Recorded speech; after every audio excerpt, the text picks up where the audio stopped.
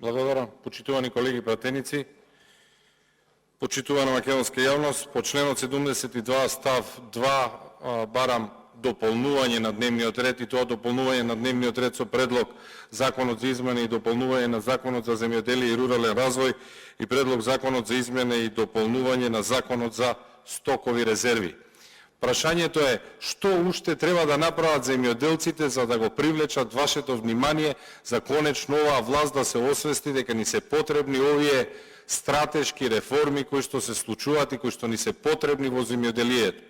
Во услови на глобална прехранбена криза, ние како собрани, односно вие парламентарното мнозинство, градите еден крајно неодговорен однос кон земјоделците. Дополнително на ова, имате и два големи протести на оризопроизводителите. И го гледаме министерот за земјоделие Љупчо Николовски како во текот на вчерашниот ден практично прави театар за публика во кое што ги најавува мерките на Агросоветот, а реформите не се случуваат овде каде што треба да се случат.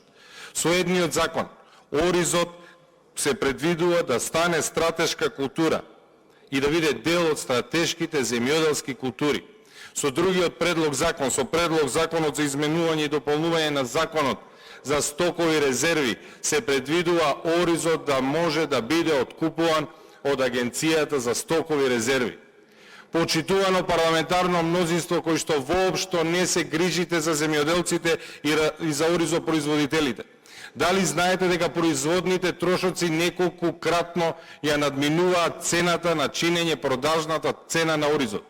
А според Законот за земјоделие и рурален развој, и сега имате можност, односно Министерството има можност од интервентниот фонд да и помогне на земјоделците кога имаме ценовни неусогласувања од ваков ранг. Само за ваша информација, 10.000 тони стојат неоткупен ориз од претходната жетва. 10.000 тони. Сега започнува новата жетва на која се очекуваат од 15 до 20.000 тони нов ориз од новата жетва. На крајот на жетвата во Македонија ќе имаме, внимавајте, 25 милиони до 30 милиони килограми неоткупен ориз. И тоа во моменти кога цел свет зборува за глобална прехранбена криза. Вие како парламентарно мнозинство не најдовте слух за овие два закони кои што ги предлагаме уште од мај годинава, а ќе зборувате за стабилизација на локално производство. Срамота и веднаш да биде прифатено овие два закона, да биде ставени на дневен ред. Овде се предлагачите, го имате и материјалот. Ви благодарам.